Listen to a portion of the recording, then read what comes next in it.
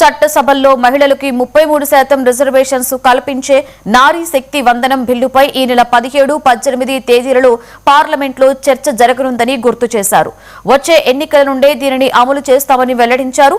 గత ప్రభుత్వం భోగాపురం ప్రాజెక్టును నిర్లక్ష్యం చేసిందని విమర్శించిన ఆయన పశ్చిమ బెంగాల్ వంటి రాష్ట్రాలలో పవన్ కళ్యాణ్ ప్రచారం కోసం భారీ డిమాండ్ ఉందని పేర్కొన్నారు.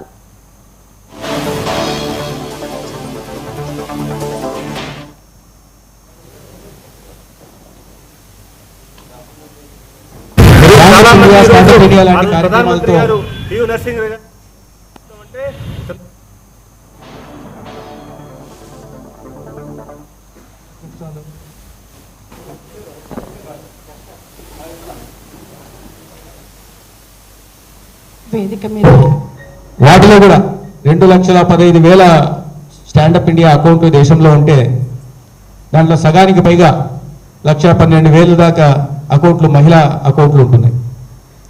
అంటే చిన్న పారిశ్రామికకరంగా చిన్న రంగంలో అయినా లేదా పెద్ద రంగంలో అయినా కూడా వారు అద్భుతమైన ప్రగతిని చూపగలరనే విషయం ఇక్కడ మనకు అర్థమవుతా ఉంది. దీన్ని దృష్టిలో పెట్టుకొని కేవలం ఆర్థికంగా సామాజికంగా ముందుకు తీసుకెళ్లడమే కాకుండా పాలనాపరంగా కూడా మహిళలకు పెద్దపీట వేస్తే తద్వారా సమాజ ప్రగతి సాధ్యమవుతుంది, రాష్ట్ర నిర్మాణం కానీ దేశ నిర్మాణం కానీ జరుగుతుందనే ఒక అద్భుతమైన ఆలోచన ఈ దేశ ప్రధాని నరేంద్ర మోడీ గారు చేయడం జరిగింది. దాంట్లో భాగంగానే ఈ 16, 17, 18 తేదీల్లో జరగబోతున్న ఈ సమావేశాలు ఉన్నాయో వీటి మీద చాలా విస్తృతమైన చర్చ జరగాల్సిన అవసరం ఉందని, దీన్ని మనం కేవలం మాటలకు మాత్రమే పరిమితం చేసే మహిళా సాధికారత గురించి దాన్ని చేతల్లో రూపంలో చూపాలా.